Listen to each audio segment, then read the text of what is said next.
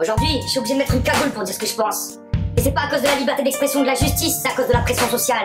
Parce que la pression, elle est monstrueuse. Aujourd'hui, on se tire tous vers le bas. C'est la psychologie des foules, c'est de la schizophrénie généralisée. C'est un déni à l'échelle de tous nos pays. Et oui, on est endormis. Et pourtant, on le sait. Au fond de nous, on sait cette vérité. On sait qu'on nous ment sur tellement de sujets. On sait qu'on laisse tellement d'êtres humains de côté pendant que nous, on se gaffe toujours. C'est toujours la même histoire qui se répète. Mais on préfère se voiler la face. On préfère se déresponsabiliser. On préfère se dire, je n'ai pas de pouvoir, je ne peux rien faire. Et tous les matins, on se réveille et on reproduit le système. On reproduit notre vie. Mais notre vie, c'est quoi?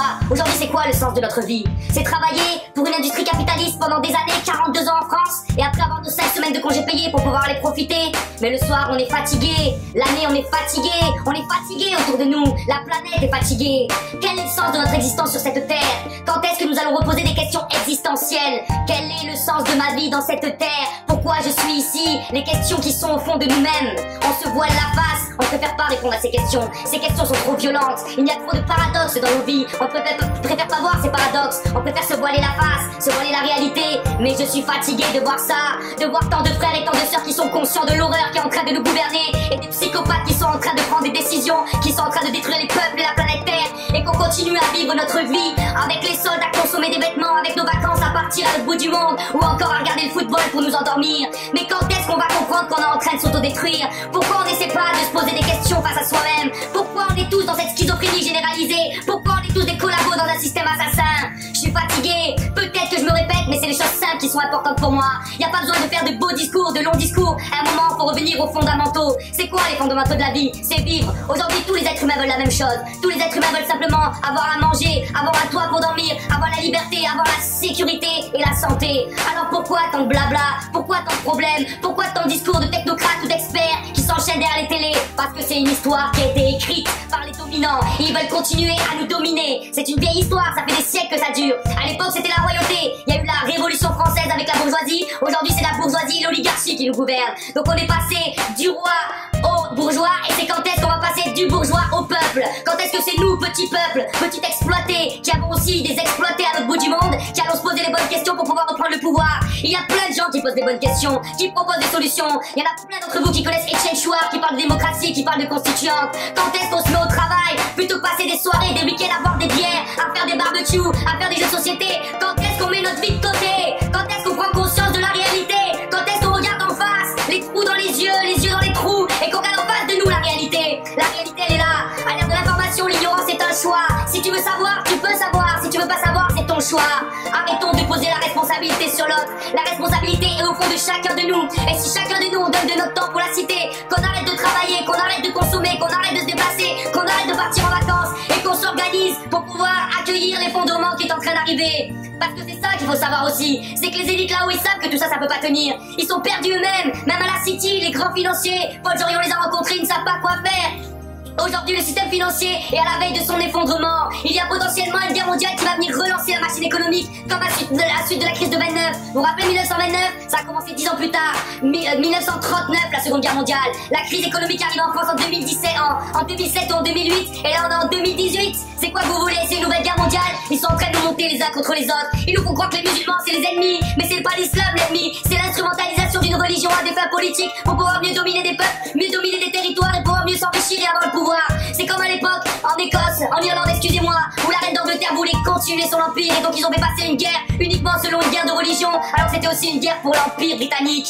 Alors quand est-ce qu'on va étudier l'histoire? Quand est-ce qu'on va sortir des livres plutôt que regarder VSD, Closer qui sont les premières ventes en France? Quand est-ce qu'on va sortir les journaux, les journées de fond, le monde diplomatique qui apporte les choses en profondeur?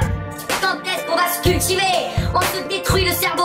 On n'a plus aucune culture aujourd'hui, on ne comprend rien à rien parce qu'on n'y consacre pas de temps. Si tu veux comprendre la cité, il faut que tu consacres du temps, mon frère. C'est compliqué, mais tu peux comprendre parce que c'est pas si compliqué que ça. Mais à un moment, il faut prendre le temps. Arrêter de travailler 35 heures par semaine, le soir être fatigué, rentrer chez soi, poser son cul sur le canapé et se divertir derrière la télévision. On passe encore 3h42 par Français par jour devant un écran de télé. Mais la télé, c'est une arme de destruction massive, mec. La télé ne te dit pas ce qui se passe dans le monde. La télé te dit ce qui se passe dans ta tête. Et aujourd'hui, tu n'es plus maître de toi-même. Tu n'es plus maître de ton destin. Tu as été façonné, manipulé depuis ta naissance et tu n'es plus toi-même. Et tu ne fais même plus l'effort d'essayer de savoir qui tu es. Tu préfères être endormi parce qu'aujourd'hui, un mensonge qui rassure attire beaucoup plus de monde qu'une vérité qui dérange. Alors, qu'est-ce qu'on fait? On arrête tout, les gars. On arrête de travailler, on arrête de se déplacer, on arrête de consommer. consommer, on arrête de prendre des vacances, on arrête de faire la teuf. Aujourd'hui, c'est la survie de l'espèce qui est en jeu. C'est la survie de la France, c'est la survie de la Terre, c'est la survie de nos frères et sœurs aux quatre coins du globe.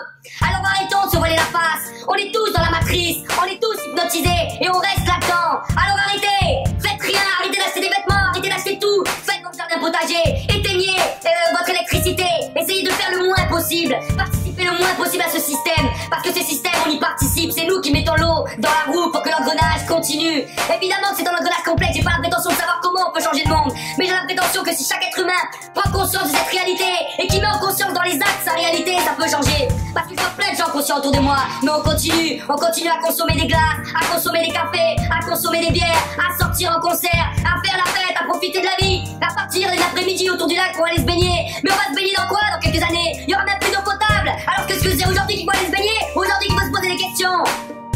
Fatigué quoi, fatigué, c'est pas suffisant d'avoir conscience. Déjà il faut qu'il y ait des gens qui s'informent, et ensuite il faut qu'il y ait des gens qui prennent conscience. Il faut que cette prise de conscience devienne en acte, et qu'on arrête notre réalité de vie quotidienne qui fait marcher le système. Arrêtez de consommer putain.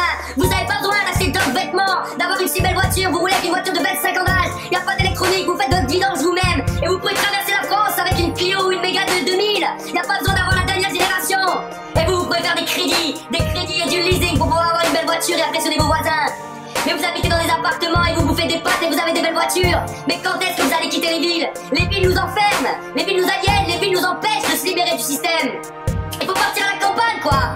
À la campagne vous avez des champs, vous pourrez vous entraider, vous pourrez faire du troc, vous pourrez vivre avec moins, les loyers sont moins chers, tout est moins cher. Et reprenez votre vélo pour vous déplacer. Arrêtons de détruire la planète, arrêtons de détruire les êtres humains. Ça part dans tous les sens comme d'habitude. Mon discours n'a ni queue ni tête, mais je parle avec mon cœur et je suis fatigué. J'ai envie que la prise de conscience soit mise en acte. Je veux qu'on arrête tous les jours, tous les matins qu'on se lève, de cautionner à ce système qui est en train de nous autodétruire. Donc arrêtez de travailler, arrêtez de consommer, arrêtez de faire la fête et consacrez du temps à la cité. La cité est malade, les êtres humains sont malades, la planète est malade. Comment faut-il vous le dire? Tous les experts de toute la planète nous le disent depuis tant d'années. Et on nous ment surtout, les élites sont au courant. Ils veulent mettre le chaos pour pouvoir mieux nous dominer. Supprimer une partie de la population mondiale parce que soi-disant on est trop nombreux, mais trop nombreux pour vivre comme des bourgeois. Mais si on vit ensemble, avec plus d'égalité et plus de partage, on peut tous vivre ensemble. Les élites sont au courant. Ils nous ont trahis, le système marche très bien pour eux, ils font tout pour le faire perdurer. Aujourd'hui il y a des citoyens en France et aux quatre coins du monde qui se bougent le cul tous les jours pour faire pousser les choses. Et qu'est-ce qu'on fait de ces citoyens-là? On leur met des bâtons dans les roues, on les décrédibilise, on les dit utopistes, on leur met des mots étiquettes comme conspirationnistes ou autre chose sur la tête pour pouvoir les décrédibiliser. Regarde cette réalité, c'est tellement dur de se bouger le cul aujourd'hui. Et quand tu te bouges le cul t'es même pas forcément soutenu, y a pas forcément suffisamment qui te soutient. Donc à la fois faut agir et à la fois faut soutenir ceux qui agissent. C'est tellement facile de se plaindre, c'est tellement facile de dire que tout va mal. Mais quand est-ce que tu passes à l'acte? Quand est-ce que tu mets ta vie en réalité dans une nouvelle matrice, dans une nouvelle réalité? Cette réalité il faut la quitter, c'est nous qui la créons tous les jours. En consommant comme on consomme, en rêvant comme on rêve, on fait perdurer ce système. Je m'en fous que tu pars en voyage, aux quatre coins de l'Europe, la France est grande, visite la France avec ton vélo en faisant du stop.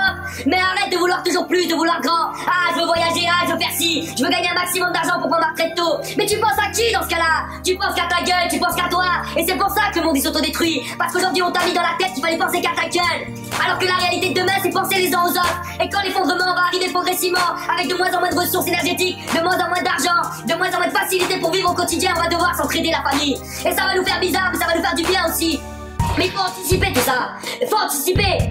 Les solutions sont là, mais c'est pas des demi-solutions qu'il nous faut. C'est pas simplement fermer l'auto-robinet quand tu te rases, même si c'est très bien de le faire.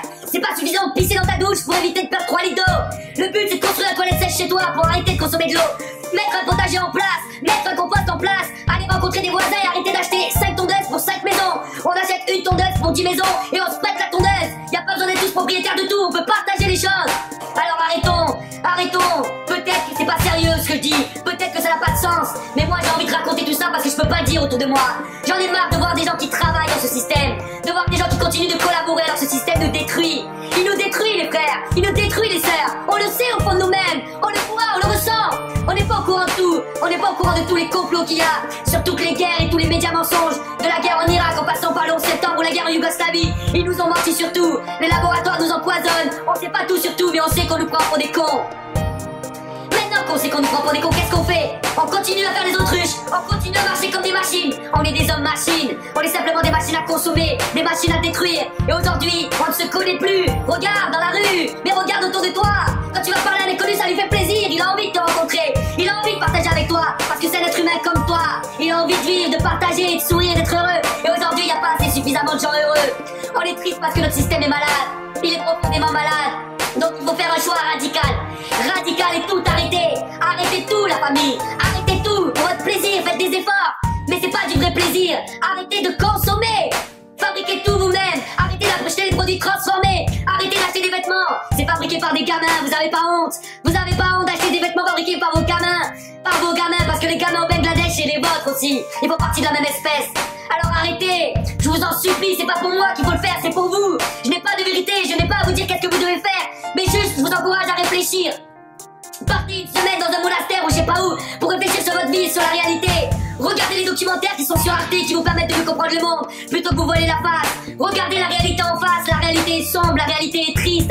C'est la guerre. Oui, c'est la guerre. Vous voyez pas la guerre, vous ne voulez pas la voir. Et pourtant la guerre elle est là tous les jours. Tous les jours il y a une guerre économique entre tous les pays du monde et entre toutes les populations. Et à l'intérieur même de nos territoires il y a une guerre. La guerre est permanente avec des drones qui assassinent aux quatre coins du globe pour l'armée française ou l'armée anglaise ou l'armée américaine, états-unienne, excusez-moi. On fait la guerre en permanence, on fait des coups d'état, on va voler des ressources naturelles. C'est une guerre qui est tellement chaotique et tellement permanente qu'on ne peut même plus la voir. La guerre elle est là, la guerre elle est devant nous. Peut-être un nouveau conflit mondial qui est en train d'émerger. Et nous on continue à se divertir, à consommer, à partir en vacances. Mais franchement, mais quand est-ce qu'on va réfléchir? Quand est-ce qu'on va grandir? Quand est-ce qu'on va ouvrir nos cœurs? C'est toujours les mêmes messages, toujours les mêmes envies. Il faut simplement se poser, s'arrêter, lire des livres, regarder des documentaires, rencontrer son prochain et construire avec lui. Et arrêter de marcher cette machine infernale. C'est la machine qui nous détruit, c'est nous-mêmes qui nous détruisons. Apprenons à nous respecter, apprenons à respecter l'autre. Apprenons à comprendre qu'il n'y a pas que nous sur cette terre. Apprenons qu'il y a d'autres êtres humains qui ont envie de vivre aussi. Pourquoi tant d'individualisme? On se réalise même pas dans cet individualisme. Est-ce que t'as vraiment l'impression qu'aujourd'hui les gens se réalisent? Oui, peut-être dans certains domaines artistiques ou quelques autres domaines sportifs. Mais est-ce que tu crois vraiment que les gens d'entreprise aujourd'hui se réalisent en tant qu'individus? Il y a de plus en plus de burn-out, de plus en plus de burn-out, où les gens savent même plus le sens de ce qu'ils font. Quel est le sens de notre métier? Quel est le sens de notre mission? Quel est le sens de notre fiche de poste? Pourquoi un contrat de travail? On a un contrat de travail pour apporter la sécurité à notre famille? C'est tout! C'est quoi le sens de ça? Si on veut la sécurité de notre famille, il faut pas simplement leur apporter la monnaie, il faut leur apporter un territoire qui est stable, avec une autonomie alimentaire, une autonomie énergétique, une autonomie intellectuelle. Et aujourd'hui, il n'y a rien. La France, elle n'est pas autonome alimentairement, elle n'est pas autonome énergétiquement, elle n'est pas autonome intellectuellement. On est tous endormis, des zombies, vampirisés, ça fait flipper quoi. L'hypnose est partout. Qu'est-ce qu'on fait? Qu'est-ce que je fais? Tous les jours on se lève, tous les jours on se lève tôt le matin pour pouvoir agir. Mais même ceux qui agissent comme nous, on n'est même pas soutenus. Vous croyez que tout seul, avec 1% de la population qui se bouge le cul, on peut pas pouvoir bouger et faire changer les choses? Bien sûr que non. On a besoin de nous tous, nous toutes et tous. Alors vous aussi, rejoignez la ronde, rentrez dans la ronde avec nous, venez resserrer les rangs. On est les 99% et pourtant on est 1% de couillons à se battre tous les matins et tous les jours pour faire changer les choses. Et tellement de gens endormis qui ne soutiennent même pas, ni financièrement, ni avec leur temps, alors qu'ils devraient tout arrêter et rejoindre. Pas rejoindre ce milieu-là, ou celui-là. Rejoins ce que tu veux, mais agis. Arrête de cautionner le système, arrête d'auto-détruire le monde dans lequel on vit. Simplement réfléchis, développe ton esprit critique. Apprends à écouter avec ton cœur les choses. Arrête d'avoir des opinions, tu parles sans savoir. Ça m'énerve. Le mec il a un avis, il connaît rien. Il a jamais lu un article dessus. Il a jamais regardé un documentaire, il a pas lu un livre, il a un avis dessus. Qu'est-ce que tu parles du coût du travail? C'est ce que c'est le coût du travail? Oui, l'État nous vole de l'argent. Mais le coût du travail c'est la redistribution. Ça s'appelle la mutualisation, les coopératifs. On peut mutualiser l'argent, chacun reçoit en fonction de ce qu'il a besoin. Et chacun donne en fonction de ce qu'il peut. On peut faire plein de trucs ensemble. Voilà. Donc excusez-moi encore pour ce 4e coup de gueule. La prochaine fois je vais parler aussi de positif. Mais ça me fout la rage de voir tous les gens continuer à s'auto-détruire alors qu'au fond d'eux ils savent la réalité. C'est de l'hypnose la famille. C'est de la psychologie. C'est de la psychiatrie. C'est grave là. Il faut se rendre compte.